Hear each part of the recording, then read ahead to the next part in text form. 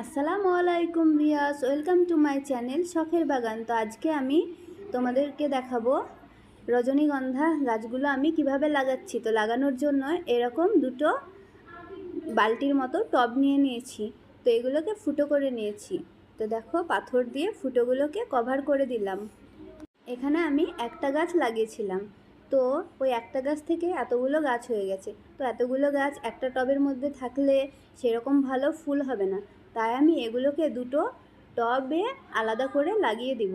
দেখো গোড়াগুলো কেমন মোটা হয়েছে, পুরো পেঁয়াজ বা রসুনের মতো দেখাচ্ছে। প্রচণ্ড রৌদ্রের কারণে দিনের বেলায় ভিডিও করা হচ্ছে না, তাই আমি সন্ধ্যাবেলায় ভিডিওগুলো করছি। তো দেখো, একটা গাছের গোড়া থেকে কতগুলো ছোট ছোট আবার গাছ হচ্ছে।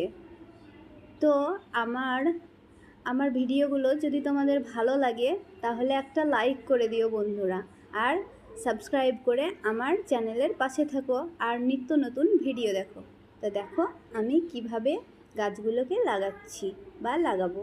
তো দুটো বালতিতে আমি মাটি নিয়ে নিচ্ছি, এভাবে ঝুরঝুরে মাটি। এরকম মাটিতে প্রায় সকল রকমের গাছ হয়। তো এখানে আমি সজনের পাতা দিয়ে দিলাম।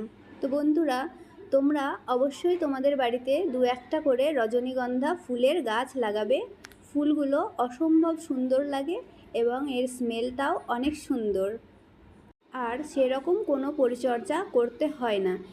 এবার বলছি, এই গাছ কেমন ওয়েদার পছন্দ করে। তো খুব প্রচণ্ড রোদ পছন্দ করে না, আবার ছায়া জায়গা রাখলেও চলবে না, মিডিয়াম রোদ্রে রাখতে হবে। তো দেখো, এভাবে আমি গাছগুলোকে একটা লাগিয়ে নিয়েছি আর একটা লাগাচ্ছি।